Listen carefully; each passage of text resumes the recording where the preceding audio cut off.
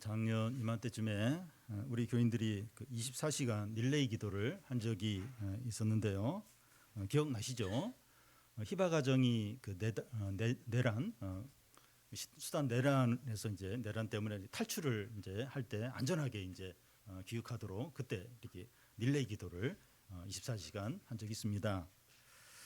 주중에도 화요일 저녁 여러 교인들이 준호 형제 그 사고 때문에 여러 교인들이 교회에 모여서 이제 함께 기도했고 또 각자 집에서도 계속 기도를 이제 했습니다. 한국도 아니고 말도 안 통하고 아는 사람이 없는 그 외국에서 이런 사고가 났을 때 두려움과 절망은 너무나도 컸을 겁니다. 그런데 그 오진 집사님 그 이야기를 이제 들어보면 기대하지 못했던 너무나도 많은 분들이 도움을 주었다는 겁니다. 박평화 집사님 모친이 필리핀에서 선교사 이렇게 활동을 하고 계시는데 이렇게 찾아와 주셨고, 또 이길재 집사님도 외교부를 통해서 또 도움을 이렇게 좀 이렇게 주었고, 또 여러분들이 이렇게 연결이 되어서 뭐 좋은 의사도 만나게 이렇게 하도록 도와줬고, 또 한국에 들어왔을 때 어느 병원에서 입원할 수 있을지 교인들이 이렇게 알아봐 주고, 일일이 이제 언급할 수 없을 정도로 많은 분들이 이렇게 격려해주고 또 도와주고 또 기도를 해 주셨습니다. 이런 사고가 일어나지 않는 게 이제 좋지만 일어난 사고를 통해서 하나님의 살아계심과 하나님의 함께하심을 생생하게 경험하게 되었다고 그런 말을 이제 했습니다. 우리의 인생이 이와 비슷하다는 생각이 듭니다. 우리 인생이 꽃길이면 좋겠지만 지뢰가 묻혀있는 길이고 지뢰가 자꾸 터져요. 가면서 터지게 됩니다. 그렇지만 이 성도는 고난으로 망하는 것이 아니라 하나님의 살아계심과 은혜를 경험하는 기회가 됩니다. 그래서 우리는 그 인생을 살면서 어려움 없이 좋은 일만 생기기를 기대하는 것이 아니라 고난과 어려움이 닥치지만 믿음을 지키고 하나님을 경험하는 기회로 삼아야 합니다. 우리는 이 다윗에게서 이런 모습을 볼 수 있습니다. 다윗은 지금 피난길을 가고 있어요. 그것도 이 아들이 반역해서 이제 도망치면서 이 길을 가고 있는데 너무나 처량하죠. 비참합니다. 이렇게 힘들고 어려울 때 누군가 이제 격려의 말을 해주고 도움을 준다면 큰 힘과 위로가 되지만, 이 적대하고 비난하는 말을 한다면 너무나도 큰 상처 아픔을 겪게 됩니다. 다윗이 지금 피난길을 가면서 베냐민 지파의 땅을 이렇게 통과하고 있는데, 그때 베냐민 지파에 속한 두 사람이 각각 이제 다윗에게 나와서 이 다윗과 이제 이렇게 대화를 이제 하게 됩니다. 한 사람은 이제 사울의 손자이면서 요나단의 아들인 무비보셋의 종 시바라는 사람이고, 다른 한 사람은 사울과 먼 친척인 시므이라는 사람입니다. 시자가 같이 이제 들어가는 시바 시므이, 이제 두 사람인데, 근데 두 사람의 차이점은 시바는 다윗에게 불완전한 충성을 해요. 충성을 하긴 하는데 불완전한 충성을 하고, 시므이는 다윗을 공개적으로 저주를 이제 합니다.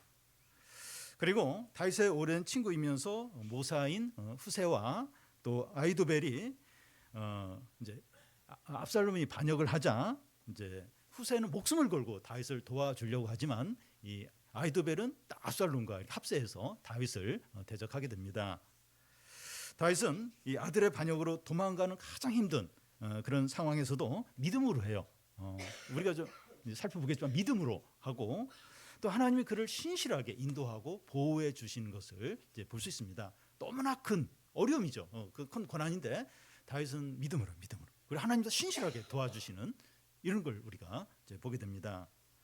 오늘 말씀을 통해서 우리 인생의 여러 어려움 가운데서 우리가 믿음을 잘 지키고 하나님의 신실한 보호를 경험하는 성도들이 다 되시기를 바랍니다.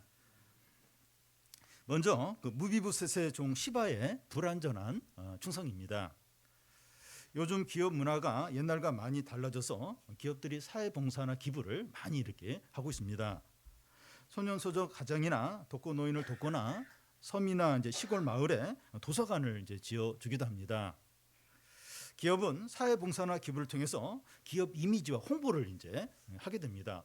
오른손이 하는 거 왼손이 모르게 하라는데 기업은 대대적으로 홍보를 해요. 기업 이미지 홍보를 위해서 그렇게 합니다. 그런데 이 도움을 받는 사람 입장에서는 기업 이미지를 해서 하든지 홍보를 위해서 하든지 어쨌든 이 도와주면 그게 이제 큰 이제 힘이 이제 되는 거죠. 시바가 이제 피난길로 가고 있는 다윗을 도움을 주는데 기업들이 하는 것처럼 이런 어떤 성격으로 이제 도와줍니다. 1절, 2절을 한 절씩 교대를 읽겠습니다. 다윗이 마루턱을 조금 지나니 무비부세의 종 시바가 안장지은 두 나귀에 떡 200덩이와 건포도 100송이와 여름과일 100개와 포도주 한 가죽 부대를 싣고 다윗을 맞는지라.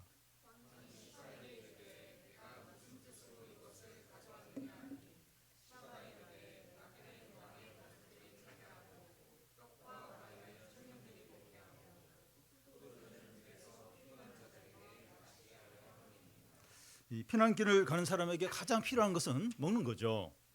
그런데 시바가 안장을 지은 두 나귀와 떡 200개와 또 건포동이 100송이와 여름과일 100개와 포도주 한 가죽 부대를 가지고 이제 이 다윗을 맞는 겁니다.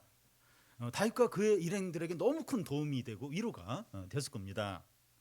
다윗은 시바에게 이게 웬 거냐 이렇게 묻습니다. 그러자 시바는 두 나귀는 왕의 가족들이 타고 이 모든 것들은 청년들과 피곤한 자들이 먹도록 이렇게 하라는 거예요. 다윗은 너무 고마웠을 것이고 큰 위로와 격려를 이제 받습니다. 다윗은 시바에게 그 주인인 무비보셋의 안부를 묻습니다. 3절, 4절을 한 절씩 교독하겠습니다. 왕이 이르되 내 주인의 아들이 어디 있느냐 하니 시바가 왕께 아뢰되 예루살렘에 있는데 그가 말하기를 이스라엘 족속이 오늘 내 아버지의 나라를 내게 돌리리라 하나이다 하는지라.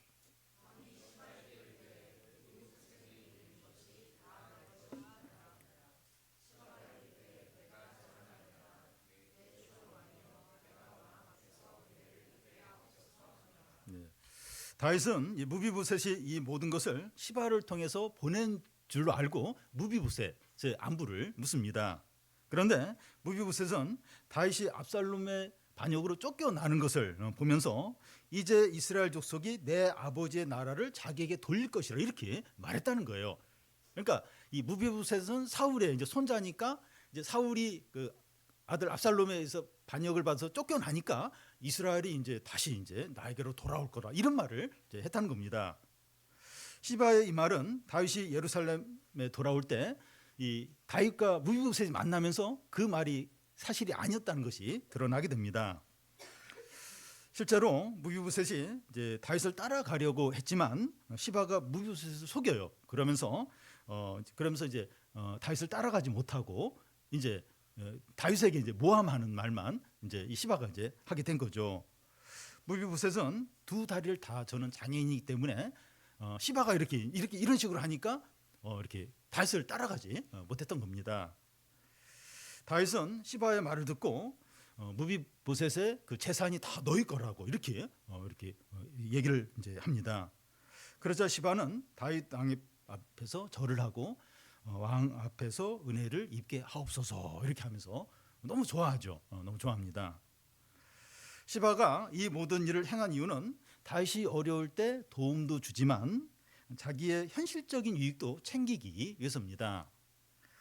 이 선을 행하는데 자기 유익도 함께 이제 추구를 하는 거죠. 다른 말로 하면 하나님을 섬기는데 자기도 축복을 함께 누리려고 이제 하는 어떤 그런 마음을 갖고 하는 겁니다. 그런데 시바의 이런 모습이 우리의 모습이기도 합니다. 신앙생활을 열심히 하는데 하는 일이 잘 되고 복을 받아야 된다 이런 생각을 할 수 있습니다. 신앙생활을 잘 하고 있으니까 남들은 신앙생활 안 하는데 나는 신앙생활 잘하니까 시험도 합격하고 취업도 잘 되고 질병도 걸리지 않고 모든 일이 잘 돼야 된다. 이런 걸 이제 기대를 이제 하고 또 그걸 또 이렇게 요구를 할 수 있는 겁니다. 만약에 우리가 이런 원리로 신앙생활하면 문제가 뭡니까? 우리가 그런 마음을 가져요. 그런 마음 안 가질 수가 없어요. 그래도 그대로 남들은 놀고 또 막 이렇게 죄짓고 그런데 나는 그래도 이렇게 하나님께 예배드리고 또 하나님을 섬기고 그러니까 좀 이렇게 잘 돼야 되지 않나 이런 생각을 가질 수 있죠. 근데 이런 원리로 신앙생활을 하면 문제가 뭡니까? 어떤 문제가 생기게 되죠? 마지막 날 주님 앞에서 받을 상이 없게 됩니다. 세상에서 신앙생활하면서 자기가 챙길 걸 다 챙겼기 때문에 마지막 날 주님으로부터 받을 상이 없습니다. 너 그때 다 받았잖아. 더 이렇게 해가지고 다 그거 차지했잖아. 그래서 마지막 날 주님 상 주려고 하는데 상 줄 게 없는 거. 이미 이제 다 이제 자기 걸 이제 받았기 때문에. 그래서 어떤 조건이나 보상을 생각하지 않고 주님을 사랑하고 하나님의 뜻을 위해서 최선을 이제 다하는 겁니다. 물론 이제 원하는 게 있어요. 그런 기대가 있지만 이거 괜찮아, 이거 안 돼도 된다. 나 좀 하는 뜻대로 살고 주님을 위해서, 교회를 위해서 내가 섬겨야지. 이제 이런 마음을 이렇게 먹으려고 이제 자꾸 해야 된다는 거예요. 그래서 그렇게 했는데 이렇게 믿음으로 살고 하는 뜻대로 행하고 또 다른 영혼들을 섬겨 그랬는데 없어요. 이렇게 보상도 없고 잘 되는 일도 없고. 그러면 이제 마지막 날에 이제 주님이 큰 상을 주시죠. 너는 그 보상도 없었는데 그렇게 믿음으로 나를 사랑함으로 그렇게 했구나. 그러면서 그때 이제 진짜 크고 영원한 상을 이제 받게 되는 거죠. 다음은 그 시므이가 다윗을 공개적으로 이제 저주를 하는 겁니다.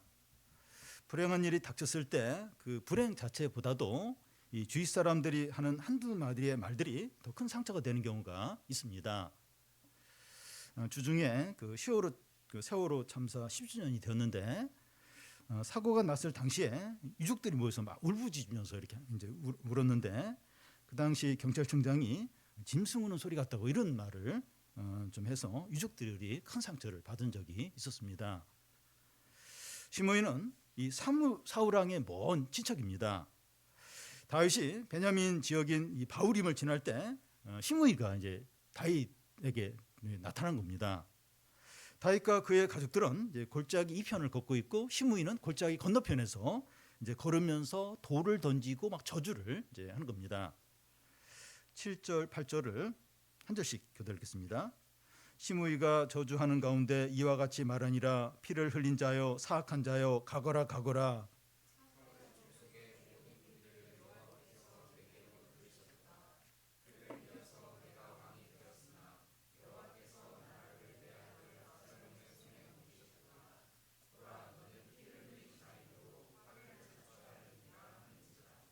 여기 가거라 가거라 하는 말은 사라져라, 꺼져라, 꺼져버려라 하는 겁니다. 사울의 모든 피를 여호와께서 내게 돌리셨다 하는데 이 사울의 죽음뿐만 아니라 아브넬, 이스보셋의 죽음도 다윗이 뒤에서 다 사주해가지고 그런 일을 이제 행했다는 겁니다. 다윗이 불법과 제약으로 왕이 되었는데 하나님이 이스라엘을 아들 압살롬에게 넘기셨다는 거예요. 하나님이 다윗을 왕위에서 폐하시기로 결정했기 때문에 이제 다윗은 이제 망할 일만 남았다, 망할 날만 남았다 이렇게 저주를 합니다. 시므이의 저주는 전혀 사실에 근거하지 않은 자기 입장에서 막 이제 해야 되는 거죠. 그때 요압의 동생 아비새가 다윗에게 자기가 골짜기 건너가서 이 시므이의 목을 베게 해달라고 요청합니다. 시므이는 지금 여호와의 기름 부은 그 왕을 지금 저주를 하는데 죽기에 합당한 지금 그런 걸 하고 있다고 이제 하는 거죠. 다윗이 고개만 끄덕이면 바로 이제 아비새는 그 골짜기 건너편으로 건너가서 단숨에 이 시므이의 목을 뱄을 겁니다. 세상에서는 이런 식으로 해버리죠. 그리고 간단히 해결이 돼버립니다. 그런데 다윗은 시므이의 저주에 대해서 어떻게 반응을 합니까? 10절, 11절을 한 절씩 교독하겠습니다. 왕이 이르되 수루야의 아들들아 내가 너희와 무슨 상관이 있느냐. 그가 저주를 한 것은 여호와께서 그에게 다윗을 저주하라 하심이니 내가 어찌하여 그리하였느냐 할 자가 누구겠느냐 하고.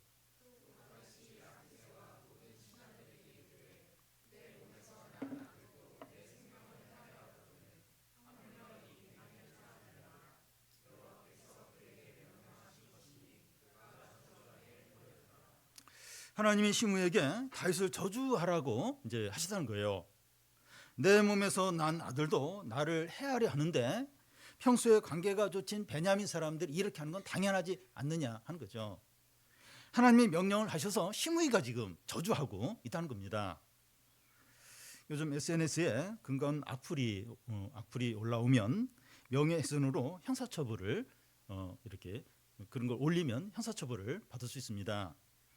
누군가 SNS에 근거 없는 악플을 올릴 때 고소해서 중단시켜야 되지 않습니까?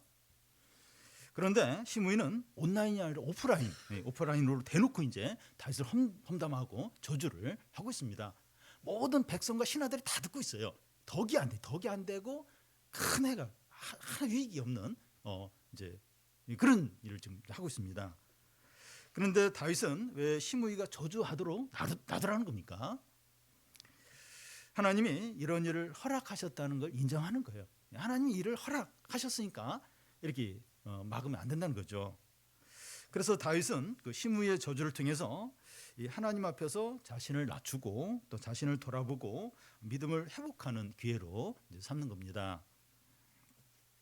누군가가 나에게 심한 이제 말을 하고 또 이제 비난을 하는 말을 할 때 그 말을 통해서 이 하나님 앞에서 자기를 돌아보는 기회로 이제 삼는 겁니다. 수년 전에 저희 가족이 지방에 이제 갔다가 올라오면서 그 우등 고속을 탔는데 우등 고속이 그렇잖아요. 자리가 두 개 붙어 있고 하나는 이렇게 떨어져 있고 이제 그런 이제 자리에 우리 가족이 이제 셋이 이제 앉았습니다. 저희 아들이 이제 어렸을 때인데 그래서 제가 이제 이렇게 몇 번 이제 이렇게 자리를 옮겼어요. 이렇게 한 서너 번 이렇게 이쪽으로 옮기면서 애 때문에 이제 그렇게 좀 했습니다. 저는 아무 생각 없이 그렇게 이제 몇 번을 했는데 운전기사 아저씨가 저에게 하는 말이 손님 때문에 운전하는데 얼마나 지장이 있는지 아십니까? 그래서 한마디를 하는 겁니다. 저는 평소에 다른 사람에게 피해를 주지 않는 걸 아주 중요시 여기고 또 목사잖아요. 그러니까 더더욱 이제 조심조심하는데 그 상식적인 않은 그런 행동을 한 거 아니냐 이런 말을 해서 너무나 이제 부끄럽습니다. 나는 아무 생각 없이 행동하지만 이 다른 사람에게 큰 불편과 해를 줄 수 있구나 이런 생각을 이제 이렇게 새롭게 했습니다. 우리가 누군가에게 이 비난하는 말이나 지적하는 말을 들을 때 재수 없어 이렇게 하면서 지나가지 않아야 됩니다. 하나님께서 어떤 의도를 가지고 이런 말을 듣도록 허락을 하셨다고 이렇게 보는 게 좋습니다. 민수기에 보면 이 발람 선지자가 돈을 자랑해서 가면 안 될 곳을 억지로 이제 가려고 해요. 하나님이 발람이 가는 길을 막기 위해서 천사가 칼을 빼두고 그 길을 막습니다. 그때 당나귀가 천사를 보고 주저앉아요. 그러자 이 발람이 지팡이로 막 팹니다. 당나귀를. 당나귀가 발람에게 왜 때렸는데 막 이러면서 따지는 거예요. 하나님은 짐승이 말한 걸 통해서 이 선지자의 탐욕을 책망하시는 거죠.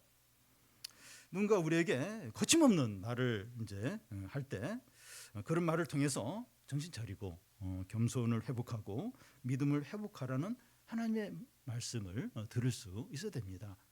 물론 진짜 이렇게 듣고 바로 이렇게 그냥 이렇게 잊어버려야 될 그런 경우도 있지만 많은 경우는 이렇게 좀 정신 차리도록 좀 겸손하도록 하나님의 자신을 돌아보도록 이제 그런 걸 통해서 하나님이 허락하셨을 가능성이 이제 많은 겁니다.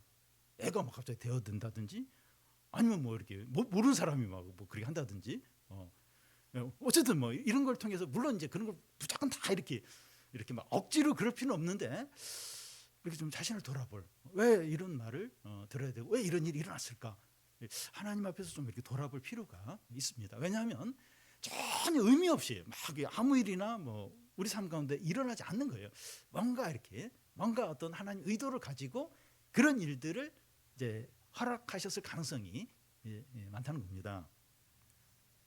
다윗은 하나님께서 시므를 통해서 낮추실 때 기꺼이 이제 낮아집니다.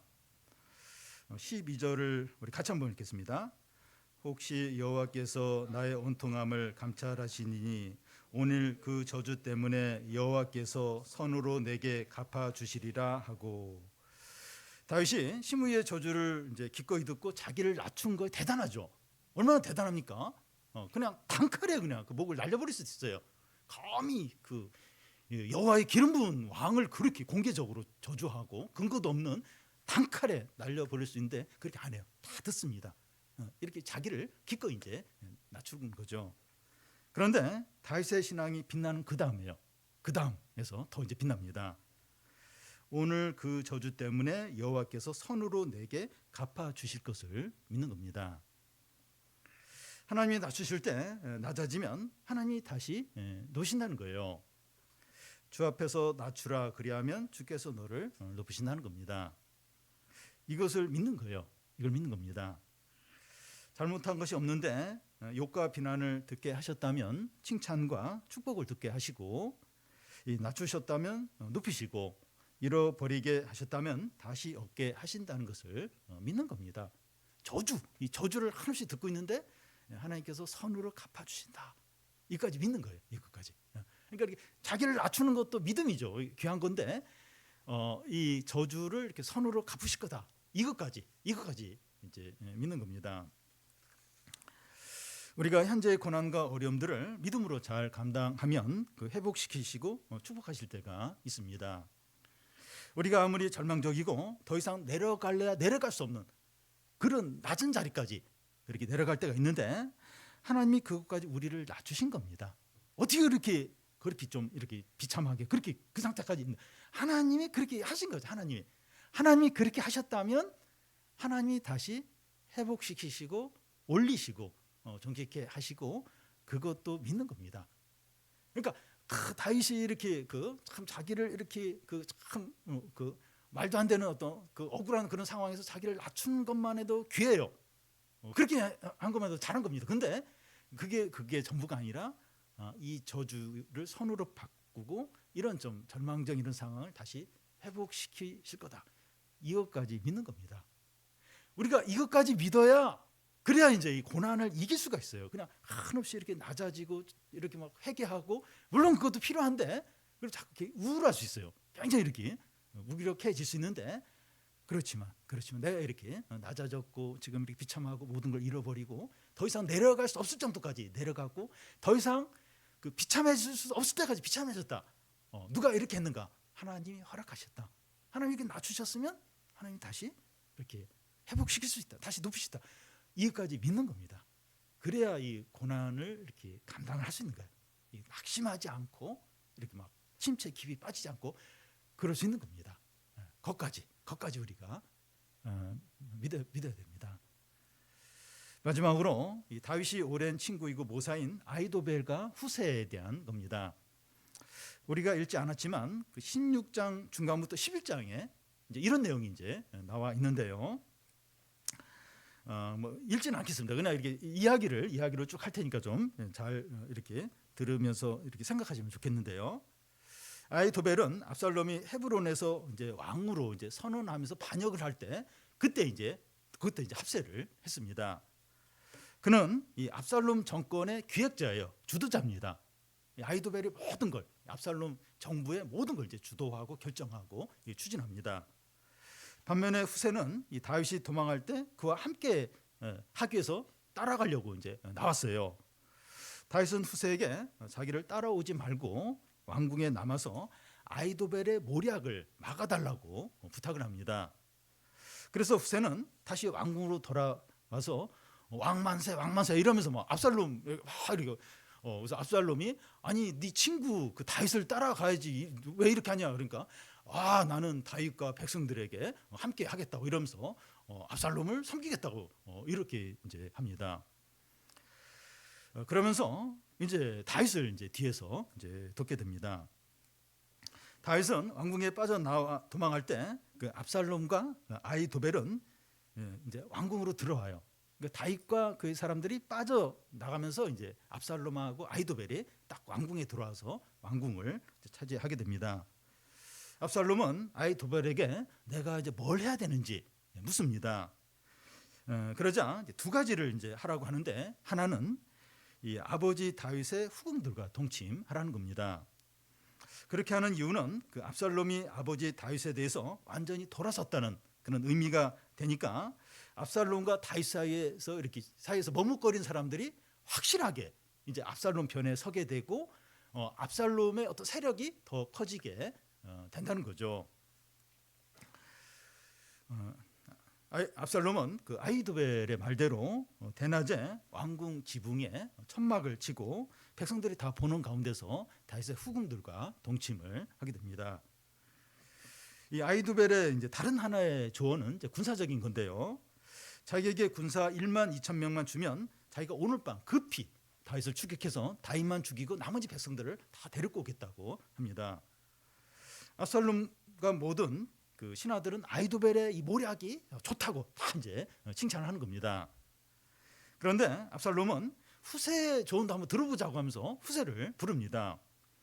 압살롬이 이제 후세를 이제 부르자 후세는 이 아히도벨의 그 모략과 정반대의 어떤 제안을 해요. 지금 다윗왕을 추격해서 이제 죽이려고 하면 실패한다는 거예요. 지금 그 다윗왕은 지금 그 성난 사자처럼 그런 상태에 있고 백성들과 자지 않고 굴 속에 이제 숨어 있을 텐데 만약 그 압살롬의 그 군대가 가서 몇 명만 이렇게 죽게 되면 군들의 사기가 떨어지면서 뭐 이렇게 실패할 거라고. 그러지 말고 나중에 이제 군사들을 많이 모아가지고 이렇게 전적 그러니까 포위해서 완전히 포위해서 몰살시키는 그런 방식으로 이제 하자고 이제 제안합니다. 후세의 전략은 군사적으로 형편없는 겁니다. 이건 말도 안 되는 허풍만 있는 그런 이제 제안을 이제 후세가 이제 합니다. 반면에 이 아히도벨의 군사적인 제안은 세 점에 있어서 세 가지 점에서 뛰어난데요. 첫 번째는 충분히 많은 군사를 동원해서 하는 거예요. 그러니까 숫자적으로 우위를 점하게 해서 이제 공격을 하자는 거고, 두 번째는 신속하게 공격하는 겁니다. 시간을 주면 안 돼. 이거 시간 싸움이에요. 지금 바로 공격을 신속하게 공격해야 된다고 제안하고, 세 번째는 목표하는 대상이 분명합니다. 애매하지 않아. 다윗 한 사람 딱 처치하고 백성 데려오고 목표가 분명합니다. 이 전략은 성공할 가능성이 높아요. 99% 정도로 아주 높은 이렇게 좋은 제안이죠. 아히도벨의 모략은 하나님으로부터 받은 것과 같다는 거예요. 참 기가 막힙니다. 그 다윗의 후궁들과 동침하라는 것도 하나님이 얘기했던 거예요. 다윗에게 너는 이제 그런 바세바를 그랬지만 너의 후궁 너의 아내들을 대낮에 사람들 보는 앞에서 이제 그런 일을 할 것이다. 하나님 말씀하는데 아이들은 똑같이 그걸 시키는 거예요. 그리고 이 군사적인 그 제안도 기가 막힙니다. 그런데 아히도벨의 모략은 버려지고 후세의 모략이 채택이 됩니다. 17장 14절을 보면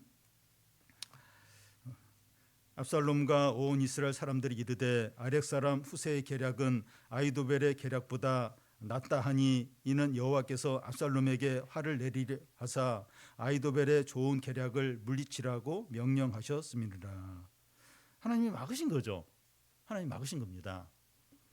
후세는 그 아히도벨의 제안을 다윗에게 급히 알려줘야 했습니다. 그러니까 압살롬이 다시 이제 생각을 바꿔서 이거 후세의 모략보다 아히도벨의 모략이 더 좋은데, 그래서 중간에 바꿔서 얼마든지 다윗을 이제 공격할 수 있었기 때문이죠. 그래서 후세는 한 여종을 보내서 제사장의 두 아들 요나단과 아히마스에게 이 사실을 다윗에게 알려주도록 그렇게 합니다. 그런데 이런 과정을 어떤 사람이 봐요. 그리고 압살롬에게 그것을 알려줍니다. 그래서 압살롬은 요나단과 아히마스를 잡으려고 사람을 보내는데 이 두 사람이 그 어느 집에 이제 숨으려고 들어갔는데 그 집의 여인이 우물 안에 두 사람을 숨기고 우물을 이제 덮개로 씌우고 곡식을 이제 이렇게 거기에 널어놔요. 거기 아무 없었던 것처럼 그렇게 합니다. 두 사람을 잡으러 왔던 사람이 이제 찾지 못하고 돌아가자 그 두 사람은 다윗에게 가서 이 사실을 알리게 됩니다. 그래서 그날 밤새도록 다윗과 그의 그 백성들이 다 요단강을 건너서 안전하게 피하게 됩니다. 아히도벨은 자기의 제안이 거절이 되자 자기 고향으로 돌아가서 집을 정리해요. 이제 스스로 목을 이렇게 메고 자살을 하게 됩니다. 압살롬이 다윗과의 전쟁에서 패할 것을 미리 내다본 거죠. 너무 똑똑해가지고 아니 이런 좋은 제안을 이렇게 거절하고 후세의 제안을 이렇게 한다면 반드시 압살롬은 패한다. 그걸 다 내다본 거예요. 그래서 그 일을 미리 내다보고, 그래서 이제 압살롬이 패배하면 어떻게 됩니까? 다윗이 들어오게 되고 자기는 이제 끝난 거죠. 그러니까 미리 이제 다 스스로 이제 정리를 이제 해버린 겁니다. 아히도벨은 지혜로웠지만 하나님을 경외하지 않았기 때문에 오히려 그 지혜로 인해서 망한 거죠. 망한 겁니다.